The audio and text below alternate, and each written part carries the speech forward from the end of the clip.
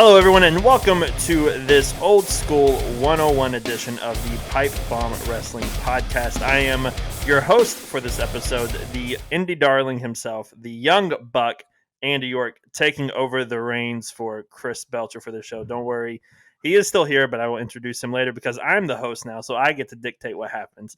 We're so glad that you are here with us. We are so happy to be on this journey.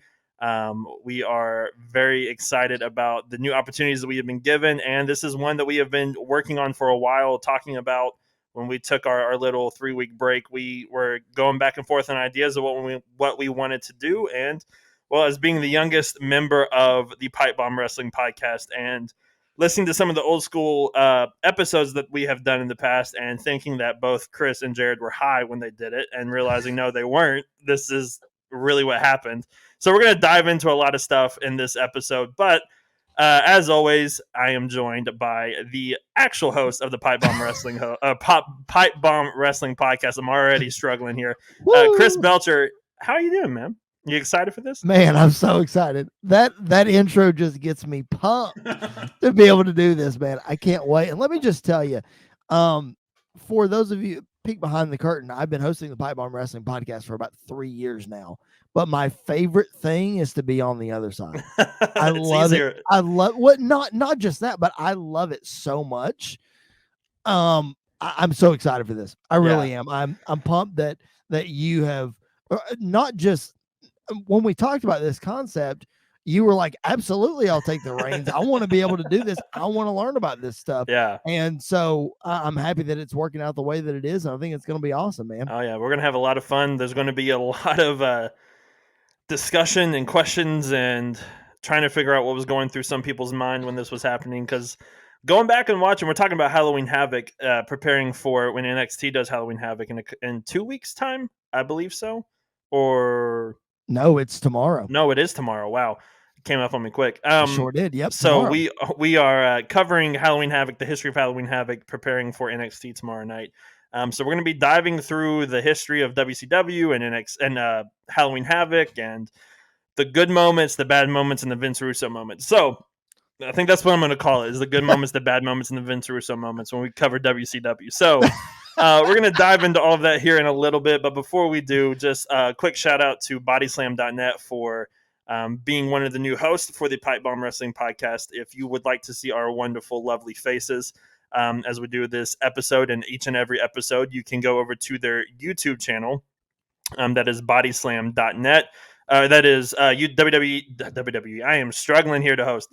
www.youtube.com/c/bodyslamnet pro wrestling, or just go to youtube.com and type in bodyslam net, and you will find us as we release episodes every Monday, Wednesday, and Friday. So we are excited about being a part of this, as well as our friends over at SportsWire, still producing these episodes and the audio versions of that. We have a great following over there, and it's a lot of fun. We love being on there and doing some of the post stuff with them. So we are very excited about taking this journey, and a lot of new doors opening, man. And it's going to be a lot of fun to go through it. You've definitely been doing this a lot longer than I have, and just kind of grabbing the coattails and riding along as we're going through this journey together. But it's going to be a lot of fun. No, man, it's great. I'm pumped to have you on board, as I have been for a while now, because you. Before you became an official part of the family, you were the number one recurring guest on the Pipe Bomb Wrestling Podcast. So it only made sense for you to hop on board. And it's great, man. Like you said, a lot of new opportunities are opening up for the Pipe Bomb Wrestling Podcast. I could not be more excited about bodyslam.net, for SportsWire, and all the things that may or may not be in the future for the Pipe Bomb Wrestling Podcast. As we say every single week, this is for the fans, by the fans. We're just wrestling fans talking about wrestling. We want you to chime in on social media. We're at PBW Podcast. Make sure you follow us. Make sure you like, comment, all the things, because we want to talk about what you want to hear about. And there are a lot of listeners out there that just want to hear about the current stuff. Guess what? Every Wednesday, we're going to cover that for you. If you want to just hear about the old school stuff, like my dad, shout out to Billy Belcher. He enjoys the old school stuff more than he does the new stuff. Guess what? The Monday show's for you. There's something for everybody, and I'm pumped to get going, man. Yeah, so let's just dive right into this madness, because there's going to be a lot of stuff that we're going to cover, and we're going to be jumping through the years of WCW and Halloween Havoc and everything. So, just kind of from your perspective, before we jump into some of this stuff that we're going to talk about, what do you remember from watching Halloween Havoc and your first few memories of Halloween Havoc taking place? Oh my gosh. So for those of you who don't know, I am a WCW guy through and through. I really am. Like, I grew up on WCW, NWA, all the things. Do I love me some WWF, and WWE is my favorite all-time wrestler, Shawn Michaels? Did he never go to WCW? All the things. Yes, absolutely. I love WWF, but I grew up on WCW, and that's just like, as crazy and as dumb as some of this stuff is that we're going to talk about. I love it. I absolutely love it. So that being said, my first real vivid memory of Halloween Havoc, as I was mentioning to you before we started recording, is actually the 1991. Yes, 1991 Halloween Havoc, because the opening match of that show featured the Chamber of Horrors match. And the Chamber of Horrors match is this big steel cage with an electric chair in the middle. And the object of the match is to get somebody into the chair, strap them in, and then the lever to pull was up on the side of the cage. So you had to pull the lever with the guy in there and blow whatever. That's how you win the match. So the object of the match was to murder your opponent. Pretty much, yes. Okay. So, fair point. So that's my first memory, is what, because that match kicked off the show. Mm-hmm. And then for those of you who, I'm going to give some context, in the old WCW entrances, they all used to look, the entrance sets used to just be this big silver curtain with this big blue WCW logo just like plastered on the front of it. And then it was like a little step up ramp, and then you go down the ramp. It was always like a ramp that was, right up next to the ring. Well, for that match specifically, they had dropped this big like graveyard scene in front of it. And so it looked Halloween Havoc. Right. It reminded me of like, oh my gosh, yes, this is Halloween. This is October. This is what I should be watching. So combine that with the Chamber of Horrors, like, that's my first real memory of Halloween Havoc. I know it's crazy, but wow. Yeah. Well, I would like to say I would have liked to said that that's the craziest thing that we're going to talk about, but it's absolutely not the craziest thing that we're going to talk about. So we're not going to cover every single Halloween Havoc because we would be here forever, but we've kind of narrowed it down to a few specific years. So we're going to basically talk about 1992 through 99, because that was the kind of the moments and the people I saw and the matches, the main events I basically looked at when I was researching this on Wikipedia. Seeing the main event matches, and so that was kind of the stretch that I wanted to talk about the most. So 1992 Halloween Havoc, you had Sting versus Jake the Snake Roberts in a coal miner's glove match. Now, I texted you when you asked me, like, hey, you texted me a couple days ago or yesterday and was like, hey, what's the plan for Halloween Havoc episode? And I was like, well, we're just going to kind of go through these matches because I need to know what a coal miner's glove match is. And I went back, I've watched it since I've asked you that, but sure. Kind of give us some context on the match and maybe why it ended in the weird way that it did.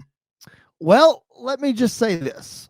A coal miner's glove match is exactly what a coal miner's glove match sounds like it is. It's a coal miner's glove on top of a pole. So the object of the match, no, Vince Russo did not invent this match style, okay?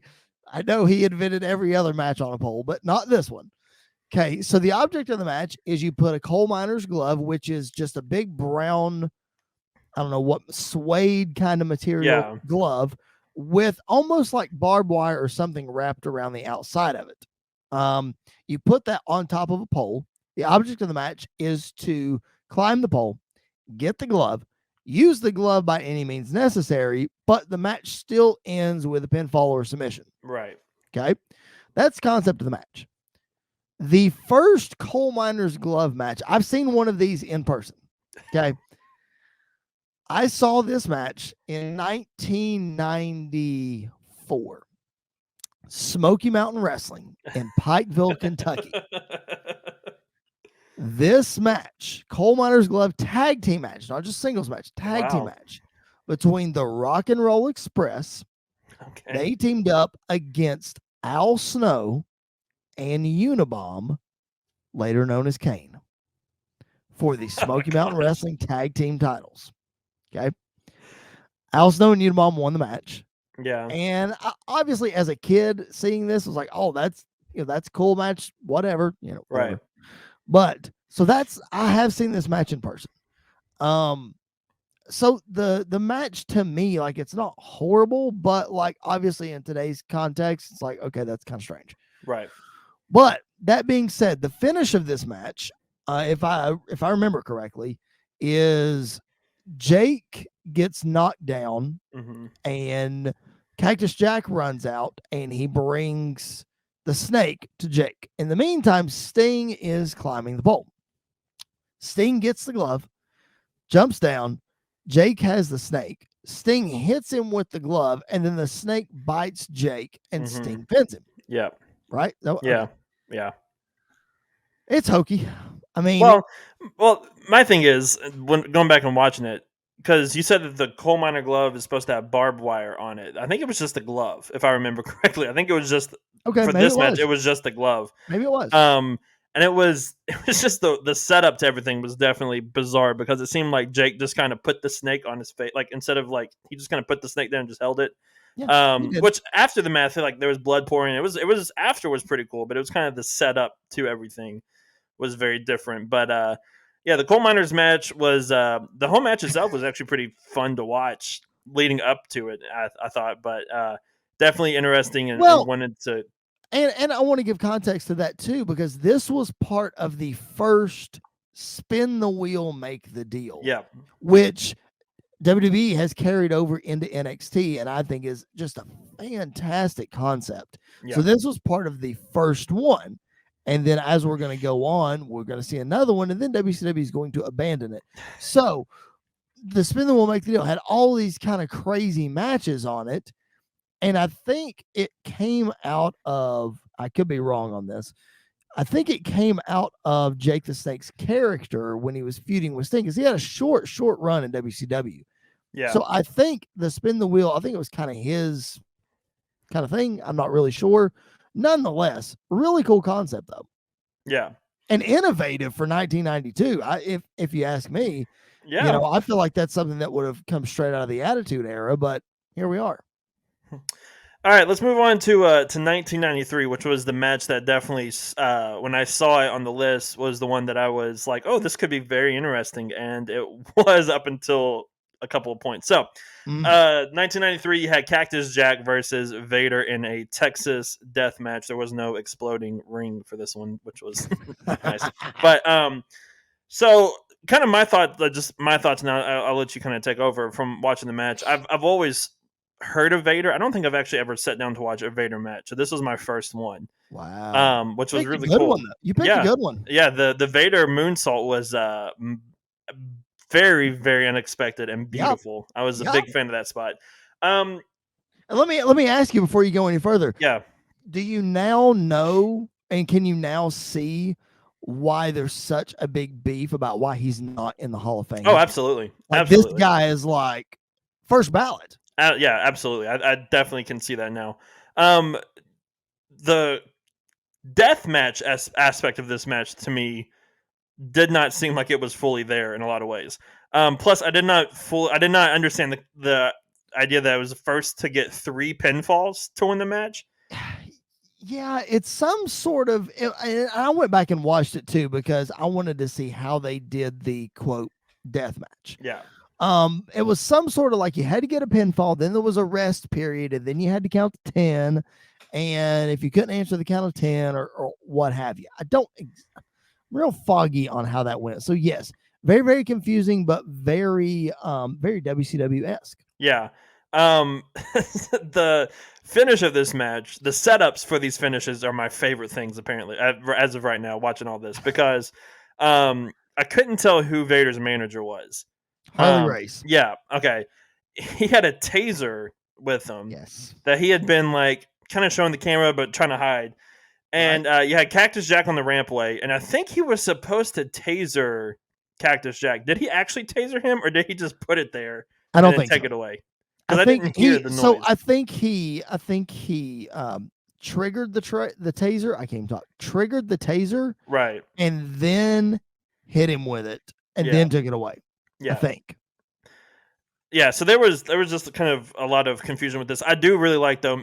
This kind of is showing Cactus Jack's crazy side with the chair shots and Right. the him running off the stage at the elbow drop was I thought was mental even for that time. Even for Right. now, I think that would be crazy. So, but any other thoughts or anything else that you wanted to add about this Yeah. this show or this match or everything? Yeah. So to provide a little bit of context for everybody, I want you all, as we go through these Halloween Havoc shows and some of these other old school shows, because I've got a feeling, Andy, as to how these shows are going right now, we're going to be covering a lot of the good, the bad, and the Vince Russo of WCW. So Yeah, I encourage you all to not just write off these shows, right. because there are some fantastic matches in the undercard of these shows. I think Stunning Steve Austin wrestles on both 92 and 93 Halloween Havoc. One, he wrestles Dustin Rhodes. I don't remember who he wrestles on the other one, but go out of your way to watch some of those matches. If you thought Stone Cold Steve Austin was great, my favorite version is Stunning Steve. Go watch his stuff, man. That dude could go. Yeah. So go back and check out the undercard on a lot of these. Just some great stuff. British Bulldogs short WCW run in 93. That's part of Halloween Havoc. So it's definitely, there's some interesting characters for sure. Yeah. Go back and check it out. Now, this match specifically, this match happened before Cactus got his ear ripped off in Germany. Yeah. And that happened with Vader too. So this is part of a long storied rivalry in WCW that a lot of people say put Cactus Jack really on the map. And they said that he was like, the knock that he didn't get pushed in WCW was he was just a bump guy. He was just a hardcore guy or whatever. Well, then he gets in this feud with Vader and he says, okay, well, you think that's what I am? Here you go. And this was actually, I may be wrong on this, so send your hate tweets to @ChrisBelcher24. But I think, yes, Andy, thank you, flashed up on screen. I think this is the match that Cactus talks about he wanted Vader to end his career on purpose. The spot, yes. So apparently he was in such a bad mental state that he wanted to be done with wrestling because he didn't feel like he was going anywhere. Right. So I think this is the match, and you can go back and watch the spot. It's where they're fighting on the ramp. It's about the last 5 to 7 minutes of the match. They're fighting on the ramp. Cactus Jack jumps on his back and gives him a sleeper hold. And then Vader goes back on the ramp and to put all of his body weight on Cactus. Yeah. Falls back with him. That's what Cactus wanted him to do. He was like, if you just throw all of your body weight on me on the ramp, maybe it'll paralyze me. This is legit. Okay. I think he talked about this. I want to say it was the A&E biography, but it could have been another interview, but this is all legit. Go back and check it out. I think this is the match where that happened. Nonetheless, the finish was kind of strange. I thought the falls and the 10 count and all that was kind of strange. Regardless of all that, these two beat the snot out of each other. They did. Yeah, and it was a lot of fun to watch. Even like the aspects, like you just mentioned, it kind of threw it off a little bit. But both guys, man, they were throwing it all together. And the first thing I remembered was Cactus Jack hitting the unprotected headshot to Vader right in front of everybody on that rusty chair. And I think he grabbed a camera from a fan and hit Vader over the head with it. It was absolutely crazy. So this was definitely, I don't want to say it definitely, but it was one of my favorite matches going back and watching some of this stuff. It was probably my second favorite because we'll talk about one of my favorites here in a little bit. Oh yeah. That blew my mind that they were doing that during that time. So, all right, let's move on to 1994, which is what I'm entitling the Hogan era of WCW main events that made me want to kind of scratch my eyes out a little.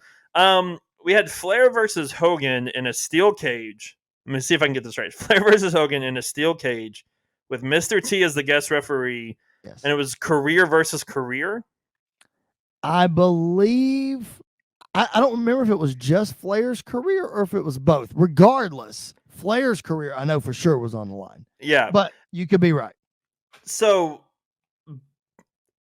once again, we'll talk about the finish because Yeah, I realized your with favorite Hogan thing. finishes specifically, it's overbooked as all get out. But the match You itself, are correct, by the way. I just did some research. Career versus career. You're right. okay. The match itself was one of my favorite Hogan matches more than normal because to me he's more of one of those one note guys that just does this stuff and kind of goes on. But this match, I was actually pretty impressed with what they were doing. What are your thoughts? Kind of some context about this match. Anything else on the card that you want to talk about? What are your thoughts on the 1994 Halloween Havoc and anything you wanted to bring up with that? Honestly, like this is the one I'm the most vague on, if I'm being honest. Before we actually get to the meat of the match, because I certainly want to know what you thought about it, especially because you're putting it over as a good Hogan match. This is the one I'm the most vague on, honestly, because I don't really know why, if I'm being truthful. But in going back and watching this match, yeah, there was a lot of gaga at the end. Yeah, there was a lot of craziness. You got to throw Mr. T in there. But this, like you said, this starts the Hogan run, the Hogan main event run. It seems like he's going to come into WCW and knock off all the heels one by one. And as you see, the end of this match, we're trying to create new people for him to face. And yeah, that didn't turn out so well. Yeah, it was something. I think up until Sherry got involved, I think it was fine. Yep, it was fine. And then kind of because I'm trying to remember, I know Sting was at ringside, and Muhammad Ali was at ringside. There's somebody else at ringside. I don't remember who else was at ringside. There was a third athlete, I think, at ringside. I don't remember. But there are three different people at ringside, and they were kind of putting this match over, and I completely forgot that Bruce Buffer did the announcing and everything, and I was pretty impressed. It was pretty cool that he was there. Right. So you kind of had all of this going on. The match kind of had like they're going through the motions, and then all of a sudden Flair just starts beating up Mr. T, which to me made no sense, absolutely no sense whatsoever. Because they kept saying like if you escape the cage, it doesn't end the match. It has to be pinfall or submission. Right. So why would you beat up the referee in the match? That didn't make any sense to me. And then obviously Hogan just kind of Hogan's and takes out Sherry and Flair. Is this where the Masked Man? Yes. Comes out from under the ring. Okay, I was. Yep. Had that been a storyline coming into it? Okay, so I was confused by that part. So the storyline coming into it is the Masked Man is jumping all these people, and supposedly it's somebody from Hogan's past. We don't know. You've got this. I think this is before the Dungeon. Yeah, this is before the Dungeon of Doom storyline. So you've got Dave Sullivan and Kevin Sullivan, and you got all that, and Kevin Sullivan is teasing it's somebody from his past, and the Masked Guy's jumping Sting, and yeah, all this other stuff. So yes, Masked Guy comes in, and it happens to be Brother Brudeye. Brother Brudeye is Brutus Bar Beefcake, for those of you who don't know. And he's a heel, and he aligns himself with Kevin Sullivan and Avalanche to form the Faces of Fear. Brother Brudeye is going to be the next challenger for Hulk Hogan. Not only is this the era of Hulk Hogan main events, but it's the era of Hulk Hogan bringing in his buddies. And that's what I was going to say. I think that's the one thing I remember the most hearing about some of this stuff is that, like, because Brutus Beefcake wasn't that great, was he? No. Yeah, and so this was one of those where, like, Hogan was bringing in his buddies to get world title shots and losing, obviously, but getting in the opportunity. Yep. So yeah, the match kind of fell apart. Flair's career ended, but obviously it didn't end because that man's career has ended, I think, at least 30 times now. Yes. But true. Anything else that you wanted to bring up about this overbook? Yeah. This is just to provide everybody some context, he does come back in a couple of months. And I think the reason he took some time off, maybe it was a divorce. I don't know for sure. That's probably likely, but I don't really know for sure. But he comes back. Oh no, sorry, he doesn't come back. This is probably the first cage match I've ever watched of Ric Flair's that he didn't bleed. That's what I was gonna say. Both guys were normally like busted open in just normal matches, and none of them were. I was the first time Flair or Hogan threw Flair into the cage. I was like, "Here comes the blood. Here comes everything." Neither one of them bled. Yeah, It was that was a big shock to me. It was kind of interesting. Yeah. That definitely stood out to me when I went back and watched this match for the first time in a long time. Plus, I knew he was going to lose when Bruce Buffer said that he was wearing red underneath, because that's like Flair's thing, and when he wears red, he loses. Right. Yeah, that's true. So that was kind of one of those things. That's true. All right, let's move on to the next Hogan main event. That was probably the weirdest one, I think. Maybe. I think maybe. I think so. Because I'd heard about Hogan versus the Giant before, but I think the one I remember was the monster truck fight that they had on. Was it? I don't remember where it was, but monster truck. It was supposedly on top of the arena. Yeah, supposedly. And I thought this may have been that one, but obviously it wasn't. It was. No, it was. Oh, it was. So the monster truck happens earlier in the night. So context the whole. That makes sense. Okay, because Hogan's promo was before the match confused me, because I just watched the main event of this one. I didn't watch anything else on the card. Yes. So that was. So then, why did everybody turn on Hogan at the end then? Because Hogan needs heels to take down, brother. But wasn't he a heel? No. So what had happened was this Dungeon of Doom deal had sucked him in. Right. And so he was like questioning everything. Right. This was also at a time where right after this, you see the lines of Hogan starting to blur. Like he gets screwed out of the World Heavyweight Championship in a battle royal the next month at World War III when he doesn't actually get eliminated. Mm-hmm. And he cuts a promo before the show or before that match, and he starts talking about Meltzer in the promo on the show. And so Hogan really starts blurring the lines of all these things, and it's because the fan reaction is just not yay, red and yellow, woo hoo hoo. So yes, before this match happens, earlier in the night is the monster truck thing where he throws the Giant off the top, and then he cuts that promo, and then the Giant resurrects, and which makes the story even more convoluted. Yes, it does. And then, so the match kind of happens, kind of goes along. I have in the notes here, there's a lot of hugging in this match. A lot of hugging. Mm-hmm. And then Hogan hits let me see if I get this right. Hogan hits the leg drop. Yep. And as the referee goes to count, the ref gets hit with the title. Yes. And then everybody just starts coming out. I forget who Randy Savage comes out to make the save. Correct.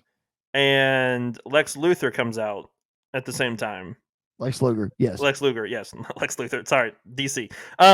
Anyways, he then Luger starts attack. They come out at the same time, side by side into the ring, and then Luger just starts beating up Savage. Correct. And then the Yeti, as Shivani called it, not the Yeti, but the Yeti, yes, comes out to the ring and just starts hugging Hogan and the Giant at the same time.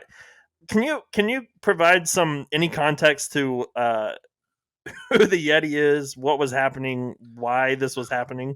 I believe the Yeti was Ron Reese. Ron Reese later joined Raven's Flock in 1997. He's this big dude. I believe the Yeti is Ron Reese. I could be wrong on that. But this match happened. This is the Giants' big coming out party. Okay. So he had been on TV before. He had been in the Dungeon of Doom. He was saying, basically the story was he's Andre's son. Right. And he's coming back to get Hogan. Okay. Right. I think the Giant at this point is like 25 years old. Yeah, he's He's young. And the reason there was a lot of hugging in that match is because he was so dang green, he didn't know what he was doing. I think So didn't he hit like a drop kick at the beginning or something. That yes, was like I've never seen right. him do that. Well, also Oh, he he like the way he got into the ring, he was moving. So like this was like Paul White's yep. athletic days, which was impressive to see. Brother was athletic Yeah, for sure. Then he yeah, started smoking, and then he started putting on weight, and then the rest is history. Whatever. Anyway, so this is his coming out party, and this was Hogan trying to recreate the whole Andre thing, i.e., I'm trying to bring in heels to face and recreate right. the past, which we will continue to see Yes, we in will. the pattern over the next couple years. A lot of hugging in this match, a lot of gaga. Jimmy Hart turns on Hogan. Giant becomes champion. Title gets held up. I think Giant wins it again later from Flair. Yeah, Flair gets it back. Savage, whatever.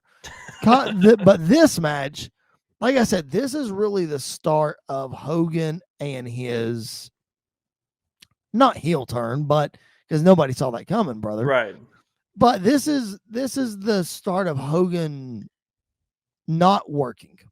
Yeah. And if there's nothing really else on this card that stands out a lot to me, but if I can implore everybody to go back and watch one match from this era, I do not remember the date, so correct me, somebody on Twitter. I'm sure it's late.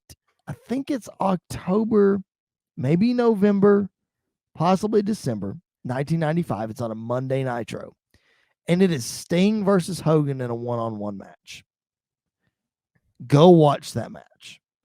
That match is absolutely fantastic. If you really want to see Sting and Hogan go at it, like, go watch that match. It's a Monday Nitro. It's late 95. Sting is wearing, ironically, red and yellow, and Hogan is wearing all black, like he is here. Sting's wearing red and yellow, and Sting doesn't have the blonde flat top. It's being brunette. It's a little longer. Go back and find that match. I encourage you to go watch that one. It's Definitely. really good. I'll put it on the list because I got robbed of a Hogan Sting match. We'll talk about him in a little bit. So, Don't get me started. So let's move on to 1996, which ironically is the year that I was born. So that's why I have no idea what was happening during all of this. So that was the year I was Ladies born. And gentlemen, the young buck, Andy York. For real. All right. So this was Hollywood Hogan versus Randy Savage. Definitely, like you said, reliving the past here. I love the Slim Jim advertisement as we continue to kind of move on, how bigger and more grand it gets. It's amazing. I love the fact also that Savage had his monster truck kind of come out too at the beginning of his entrance. This is me saying this, so you can correct me if I'm wrong, because obviously I don't know a whole lot about this era, but this was NWO not height, but like a major portion of it, because there's a lot of people involved in this. The NWO is still brand new. Okay. So the NWO was created in July of 96. This is October. Right. So this was with Hogan, Hall, and Nash, and then the Giant and Ted DiBiase. And 6, Sean Waltman. Okay. But coming out to the ring with Hogan is DiBiase and the Giant. The Giant gets kicked out for kind of no reason, but right. So you kind of have this match going on back and forth. It was actually it was one of the first times I've seen a Randy Savage match or a Macho Man match. He was kind of ahead of his time as well. Sure he was. He was a lot of fun to watch this. The only thing I remember, though, kind of going back and watch this, is the Piper debut at the end. Because my goodness, that man can cut a promo. I think he is definitely left off of, like, if you did a Mount Rushmore of promos over the years, I think he has to be in the conversation, because he was throwing daggers at the Giant, calling him Sprout. He was throwing daggers at Hogan. Like, that was my favorite part probably of this entire thing, was listening to Piper's promo until it got cut off randomly at the end. But I really, really enjoyed that. Was there anything kind of the lead up into this match, kind of what was going on, and then the Piper debut at the end, and anything else on the card that you wanted to mention and talk about. Obviously, before we go to the Hogan Savage match, I want to mention Dean Malenko versus Ray Mysterio Jr. I saw that one too. in That the was opening match yeah. of this show. Oh my Yeah. gosh. If anybody out there doesn't understand why WCW pushed the cruiserweights, go watch this match. Yep. And then we'll give you another one in the Yep. following year. But Dean Malenko and Rey Mysterio Jr., man, those guys could go. The lead up to this match is just basically, so we're in October of 96. The previous month was Fall Brawl, and that's where Sting goes black and white. Mhm. Sting turns on WCW. So in that match was Sting, Luger, Flair, and Arn Anderson. Basically, that match kind of got rid of those guys. So then you have Savage as the next guy to challenge Hogan. Gotcha. Context of the Slim Jim advertisements and all that kind of stuff. Eric Bischoff has gone on record in saying that he did not have to pay for the Macho Man Randy Savage to come to WCW. That Slim Jim did, because Macho brought the Slim Jim advertisement with him as part of his WCW contract. Okay. So what the Slim Jim advertisement was worth is exactly how much Macho Man was contracted to be a WCW superstar. Gotcha. So Bischoff paid no money for Randy Savage. That's why there's so much Slim Jim going on. And this also was the first time that Halloween Havoc was at the MGM Grand Garden Arena in Las Vegas, which from here on out became the home of Halloween Havoc. And Bischoff and Tony Schiavone have gone on record and said that this became the premier event for WCW around this time. It be not Starrcade anymore. Halloween Havoc was kind of it. Yeah. You know? So the biggest thing that I remember about this main event match is not Piper's debut. Sure, that was fantastic, whatever. I wasn't a huge Piper guy because, like I've said, wasn't a huge WWF guy as far as history goes around this time. But I loved Randy Savage. So the biggest thing that I remember about this is Hogan coming out to the ring in that ridiculous wig and Randy Savage putting it on in the middle of the match. Yeah. So good. I loved it. That's great. Yeah. So kind of have the finish. I think the finish of this match when obviously you had DiBiase had some sort of weapon. Yep. I don't know what the weapon was. And then you had DiBiase who was trying to give it to Hogan. You had Miss Elizabeth that was at ringside, and you didn't know which side she was on. Right. You know, whatever. She takes the weapon. Context of that. Yeah. Of Miss Elizabeth is the previous year at, I want to say it was Starrcade. Macho Man and Ric Flair wrestled in a steel cage for the championship, and Elizabeth turned on Savage that night. Gotcha. So that was in December. So we're fast forward to October of the next year, and then we don't know what side Liz is on. Gotcha. That makes sense. And then Hogan gets the weapon from Miss Elizabeth, tries to hit Savage with it. He blocks, gets the weapon himself, hits Hogan with it. The ref's knocked down at this point. And then I don't actually fully remember. All I remember is somehow the Giant comes down. Right. Doesn't even gets involved. And there's just so many moving parts to this finish. Hogan doesn't even know he won. Gets his hand raised, plays it off really well. Right. These finishes, though, man, they're very convoluted. Well, and it gets worse because you add the element of the NWO from now on. And which has ends up having like 70 members. Right. And the NWO is nothing but convoluted stuff. Right. Like it's just, okay, anything that can happen will happen. And it's all believable because you have so many characters and so many moving parts. You just don't know you just don't know what to expect. And that's a good thing and a bad. Yeah, absolutely. Absolutely. Anything else you wanted to add about the 1996 Halloween Havoc?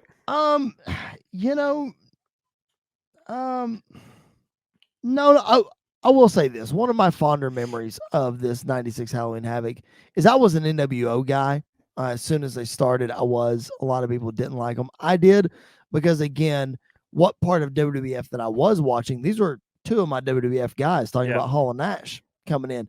So them winning the tag titles against Harlem Heat really stuck out as a fond memory for me. I do recommend you go back and watch that match. It's only like 15 minutes long or so, and they're not going to do a whole lot, but it's good stuff. This is the era where Colonel Robert Parker and Sherry are both with Harlem Heat. Yeah. And Harlem Heat's kind of like, you need to get rid of him. And she's like, no, I'm madly in love with him. And there's this whole. So Hall and Nash really use that to their advantage. And I also love the concept of this being the pay-per-view that the NWO comes out of the crowd for all their entrances. Yeah. I just think that was really cool. They should have done more of that. Yeah. All right, let's move on to 1997, which had by far the best match I have seen from this era in a long. Really watching the Halloween Havoc, but definitely from a long time. Was Ray Mysterio Jr. versus Eddie Guerrero for the Cruiserweight Championship. My goodness, these boys were going at it. The couple spots that I remember right off the bat, Ray hit I think Eddie had him in like an arm bar type thing, and Ray just jumps on the top rope, flips around, hits a springboard DDT on him, which was beautiful. Yeah. Hits a suicide dive Hurricane Rana, which was amazing. What about this match? Because you texted me about this match. What about this match specifically stands out to you? I'll go on record. I'll just say it.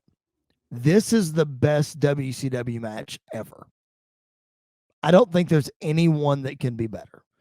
There are a lot of good ones out there, obviously, but as far as wrestling quality, you ask just about any WCW fan that grew up during this era, they will tell you, they will point to this match right here. And they'll say, if you're going to watch anything, go watch this one. Because it was that good. It was amazing. Yeah. It's that good. Yeah. So good that for those of you current day WWE fans who saw Seth Rollins come out at SummerSlam last year, his gear is a tribute to this event's Ray Mysterio gear. So there's some context for you. Which I love that even during this time, Ray, like a good way to get under Ray's skin is trying to rip his mask off and rip his mask and everything. Which the mask was a aspect of the match, wasn't it? Yeah, it was. It was leading into it. Something that was leading into it. Yeah. If Ray lost, he had to unmask or something. He was in a lot of those, I think. Yes, he was. Eventually, he lost. He did. All right, let's move on to the main event of that, which was Hogan versus Piper in, I guess, was it a steel cage match? Even though the cage was a lot bigger and wider. This match was something else. For context reasons, because I had no idea what was going on, why was there so many Stings just appearing out of nowhere? And then the real Sting never really showed up during this match. Because this is October of 97, and Starrcade's going to happen in December.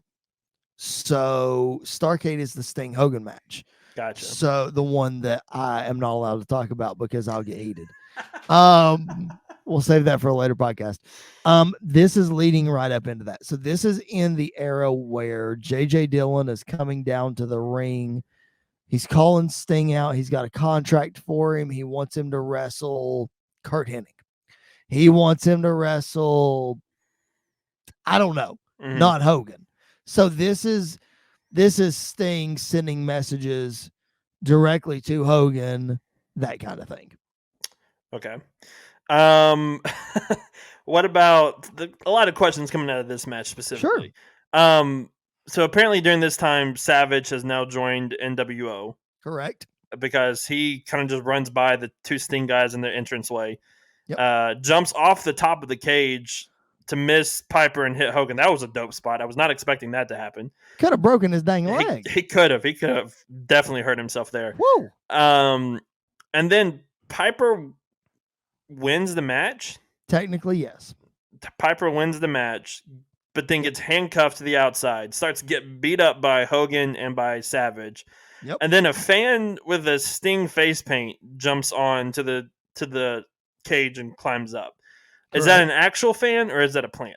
No, that's a plant. Okay, For I sure. thought so, but I just wanted to make sure Yeah, because for sure. they were beating the crap out of that guy. Is that part of the Sting calling out Hogan, or is that something different? Or It's more of them kind of using that for creative wise, using that to their advantage. okay, So you've got you've got this Sting fan who just wants to get after Hogan because Sting wants Hogan and blah blah blah blah blah. gotcha. So it was in this era. If anytime they wanted to do something where they didn't want somebody to be seen, all they had to do was put a Sting mask on them because it was over. Because literally, I'm not even kidding when I tell you this. Sting's best year in wrestling was 1997, and he wrestled one match. It's his best year in wrestling. He made the most, I guarantee you, he made the most money he's ever made by wrestling one match because he was that over in 1997. Wow. That's actually pretty cool. Yeah. One thing I will say about, I think it was 96 and 97, or maybe 97, 98. Dusty Rhodes being added to commentary was the awesome. most fantastic. Awesome. I'm telling you, if you ask me to this day, who is my favorite commentary team? It's Tony Schiavone, Bobby Heenan, and Dusty Rhodes. Yeah, it was awesome. Every time. Was it kind of brought back a little tears in my eyes because we're going back and listening to Dusty's voice again. It's just so iconic and amazing. And so it was, that was really, really cool. Was it 96, 97, or was it 97, 98 that he was? 96, 97. Okay. Anything else you wanted to add about the 1997 card other than? Yes. I think top to bottom, definitely a don't miss match is Randy Savage versus DDP in the Las Vegas sudden death match, basically a last man standing ish match. I think 97 is the best Halloween Havoc out of all of these. Top to bottom as a full show, I think this one is the best. Because not only you've got Ray and Eddie, you've got Savage and DDP, you've got Lex Luger and Scott Hall, you've got Kurt Hennig versus Ric Flair, you've got Jacqueline, Miss Jackie versus Disco Inferno, which is hilarious. Yeah. You've got you've got Chris Jericho versus Gato, which ironically is funny because Gato is the booker for New Japan, and he's the one that booked Jericho for the Kenny Omega match. Yeah. So all of that stuff, and don't sleep on Ultimo Dragon in the opening match because Ultimo Dragon was, he was on fire in this era. Yep. 97, this is the best Halloween Havoc out of all of them, I think. Yeah, I could tell from just kind of going through and looking at some of the stuff on there, I could tell that it was probably one of the better ones because it was a lot of not just recognizable faces, but known and reliable faces that were really solid in the ring. So definitely go check that back out if you haven't watched it all the way through. All right, let's jump into 1998, which is kind of transitioning sort of from the Hogan era into the Goldberg Goldberg domination era, which I will go on record and say, if you haven't heard our Wednesday episode yet, you can hear me say that I was the only man in Nashville, Tennessee during Monday Night Raw to boo Bill Goldberg in the arena. This Goldberg, I can get behind. This Goldberg, I can understand and see why he was such a big deal. And I fully understand that, and I respect that, and I see that. Just modern Goldberg is what I hate the most. So this was Goldberg versus DDP, which was a really solid match. I really enjoyed this. I don't think DDP gets enough credit for just how great he is and how good he was in the ring, and just I think he's one of the most underrated wrestlers in this era, because he was just on fire in this match. What about this match that kind of sticks out to you? Also, this had Hogan versus Warrior, which was let me get Goldberg and DDP first, and then we're going to go back because this Halloween Havoc is the one that has the most head scratchers to me. So you got Goldberg and DDP, the match that famously WWE, listen to me, WCW tried to go over their allotted pay-per-view time and got cut off and had to give refunds to everyone because they didn't see this match. The DDP Goldberg one? Correct. Oh my gosh. The pay-per-view feed cut off as soon as the bell rang. Oh my gosh! Nobody saw this match. Did the pay-per-view company do that on purpose, or no? This just when the time ran WCW out? tried to run over, didn't clear it with them first, and boop. Yeah. Wow. So they had to re-air this match on I think they re-aired it on a Tuesday or something like that. Right. Anyway, beside the point. So that's mistake number one from WCW. Yeah. The reason that's such a big mistake, you just mentioned that DDP is one of the most underrated guys out there. Not only is he the most underrated, I would argue he was the most popular wrestler in 1998. Yeah. I mean, if the dude didn't have Hogan and the NWO and Goldberg, dude would have been face of the company. He arguably still was. Yeah. I still believe to this day, this is the match that should have ended Goldberg's streak. DDP should have been the guy. Because if you go back and watch this match, the pop when DDP hits that diamond cutter is insane. Massive. It's insane. Yeah. So, definitely Goldberg's best match of his career. Right here. This one. And because not knocking on Goldberg, but this is the one where I've seen him sell the most. And he was putting over DDP in this match as well. So I definitely can see that. I've seen the spot several times, and this is the first time I've watched the match, but I've seen the spot several times where Goldberg goes to hit the jackhammer and he flips around, hits the diamond cutter. That was absolutely amazing spot. This was the era of the diamond cutter, man. You never saw it coming. You didn't know how he was going to hit it. Yep. And for him, not only for you to not know how he's going to hit it, but to reverse the jackhammer, which nobody had done. Place came unglued, man. Yep, absolutely insane. So let's move on to the other match on this card, the Hogan Warrior match, which honestly I am very surprised because watching the opening package, because I watched the opening package for all these shows just to try to get some context of what was going on. Sure. Yep. I was honestly surprised that this match did not main event because they were pushing this match very, very heavily. Kind of some backstory as to what was going on here. Is this with the lead up? Let me make sure I'm right about this. Is this the one where you had Hogan looking in the mirror with the Warrior in the background and all that? Okay, I thought so, but just kind of give some context as to why this was happening and what was going on. Well, WCW had tried for a long time to bring in Warrior. This came after his 1996 debacle with the WWF. And they were just trying to, again, this is Hogan trying to recreate WWF magic, bringing in the Warrior.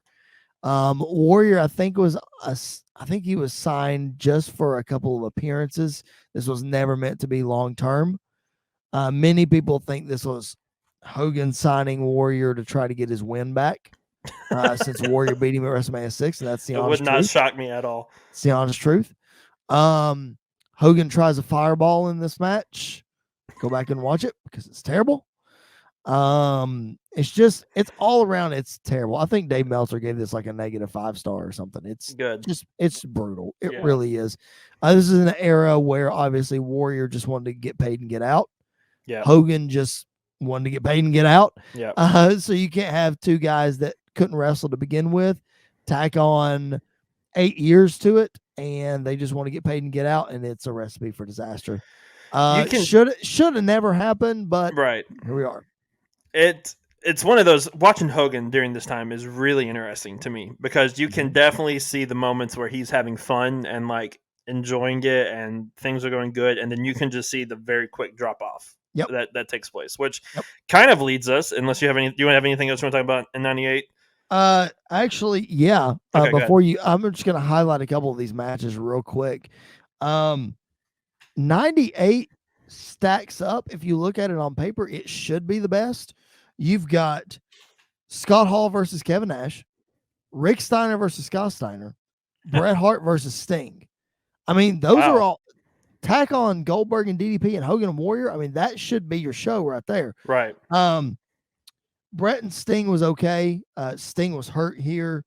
So that's why he got beat. This was during the Drunk Scott Hall feud or Drunk Scott Hall storyline. So that was terrible. Because the whole match was that nonsense. Yeah. But Bret and Sting is probably the best match on this card. Um, I recommend going back and watching that. It's really cool to see those two. This is the first time they had wrestled. So to see those two in the ring together for the first time, it's cool to go back and see. But yeah, 97 was fantastic. 98 fell on their face. All right, let's move on to 99 and talk about this debacle of Just what gets kind better of and better, doesn't happens. It does. So let's start with one that I actually watched all the way through, and was kind of confused by, but we'll just talk about it. So Goldberg versus Sid Vicious it? for the U.S. Championship, WCW U.S. Championship, which I never knew that Goldberg actually won the U.S. Championship, so that was a fun moment. Fun fact: this is his second U.S. Championship run. Oh, He was U.S. champion before he was World Heavyweight Champion. He was actually double champion when he beat Hogan, and then he vacated the U.S. title. so he was double champion twice. Yes, technically, Okay, but not really. Okay. Um, so Goldberg versus Sid Vicious. Basically, how I labeled this is Goldberg just kills Sid Vicious. He does. Very brutally.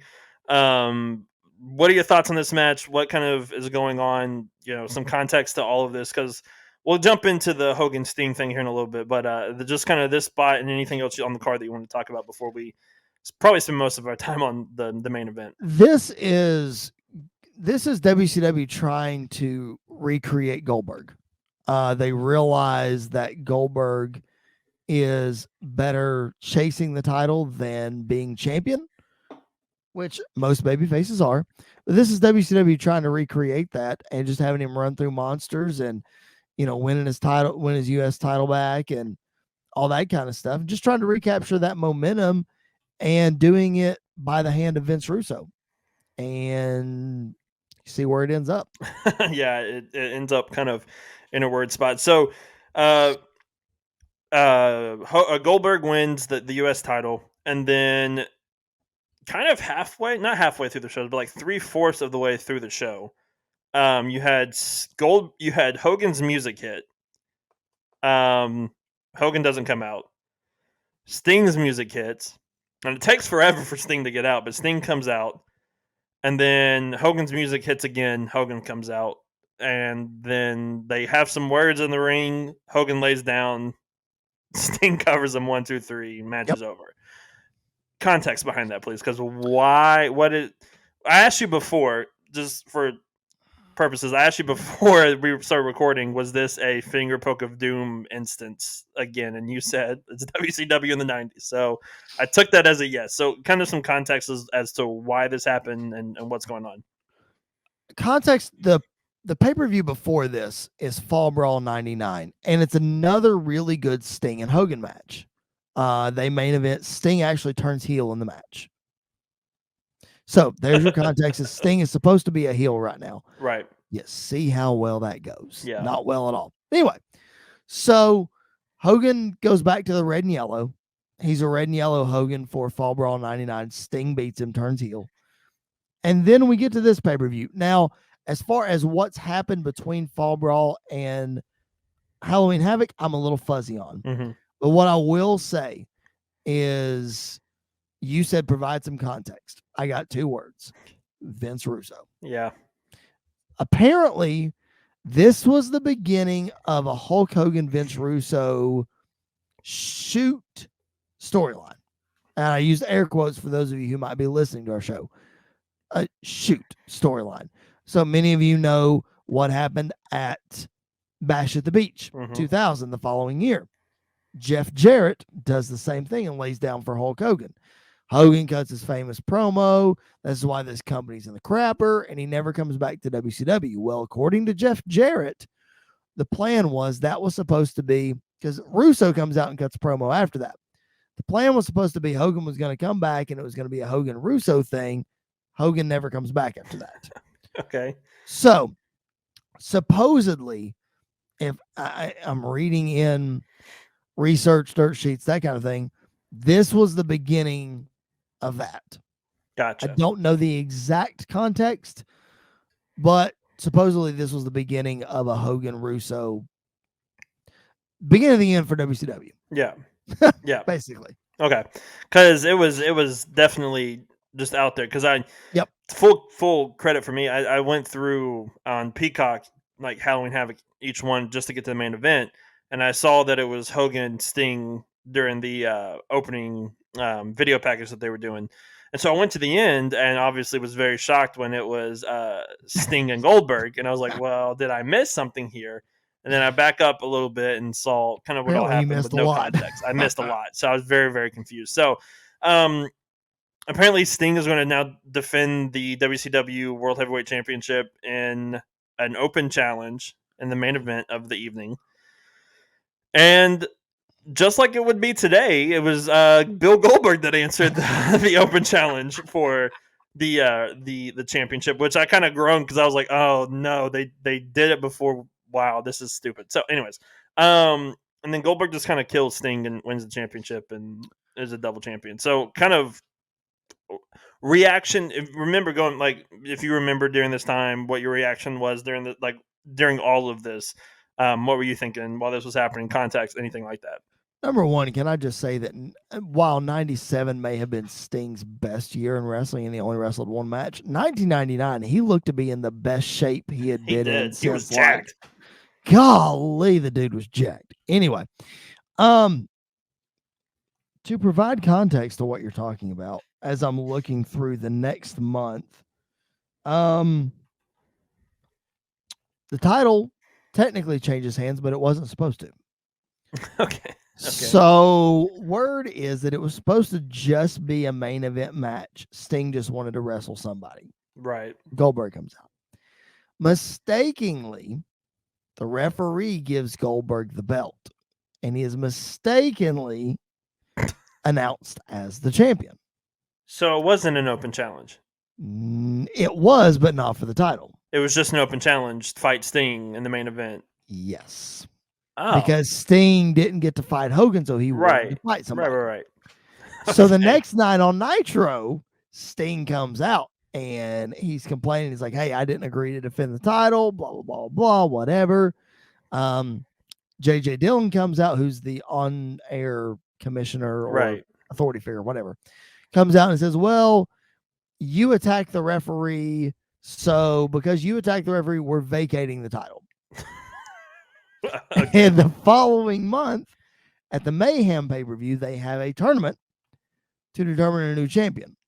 And Bret Hart wins the tournament, and he becomes champion. So, yeah.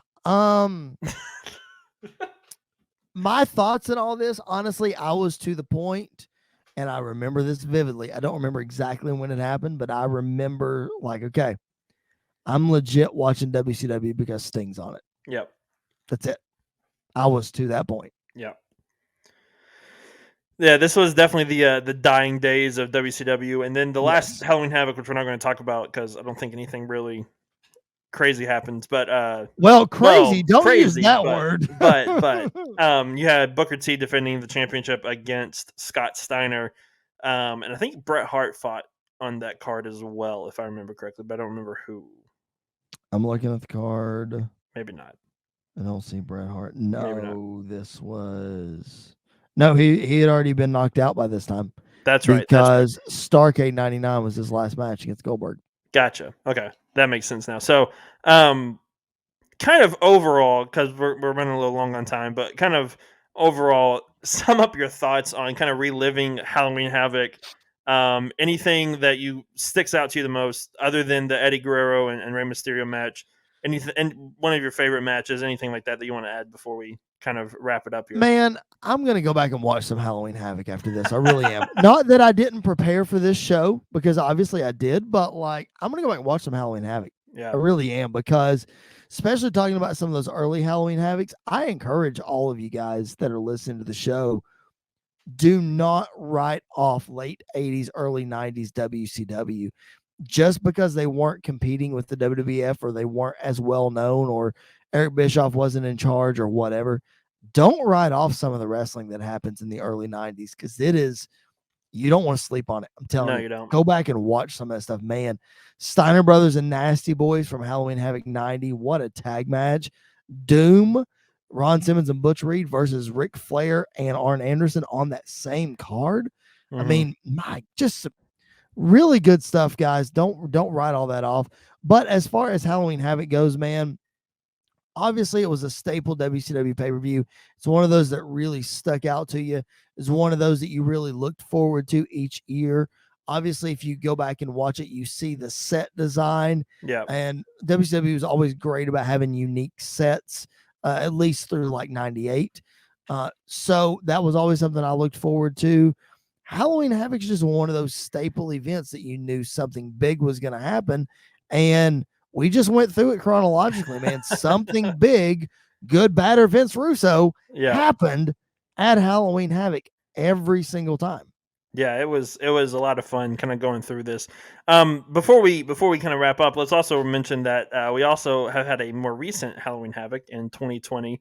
In NXT, we had Halloween Havoc, which main evented Io Shirai versus Candice LeRae in a tables, ladders, and stairs match, which was amazing. A lot of fun. Fantastic. Candice LeRae in a hardcore match is amazing because she did it all the time on an independent scene and just absolutely killed it. But you also had Johnny Gargano versus Damian Priest. You had Cameron Grimes versus Dexter Lumis. There was just a lot of really great stuff on that card. And they brought back Spin the Wheel, Make the Deal, like I mentioned earlier. So it's always good.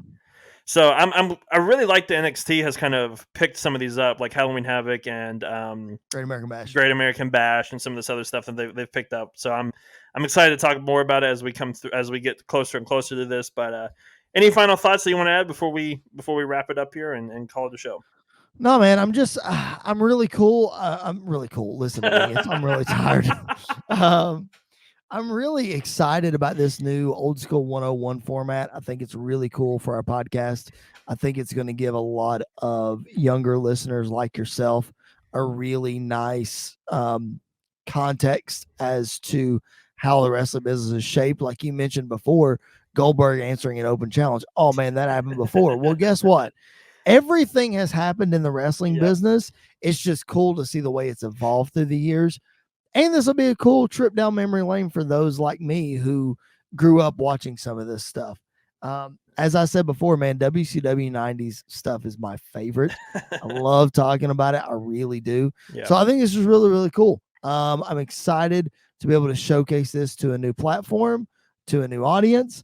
And for those of you who are still listening to us, still hanging around, hope you guys are enjoying it and hanging in there with us. We appreciate you on the ride with us. So yeah, definitely. Well, it's been a lot of fun learning about Halloween Havoc and Vince Russo and WCW in the 90s and all of the fun stuff. I'm sure we will dive into a lot more WCW stuff here pretty soon as well. So, but that's going to do it for this episode. We really appreciate you guys tuning in and listening to us and watching us each and every week. Like we said before, we are so excited about our partnership with bodyslam.net and being on their YouTube channel.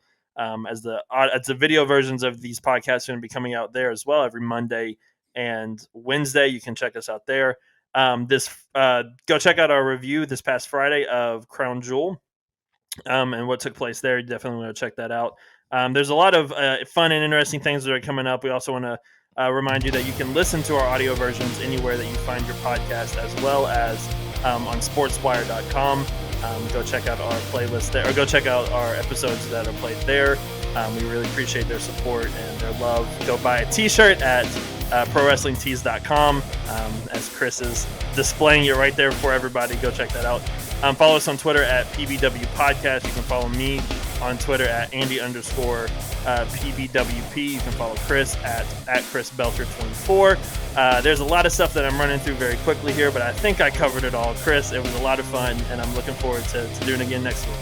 I can't wait, man. It's going to be a blast. All right, guys. Well, we appreciate you guys tuning in and listening to us, and we'll catch you guys down the road.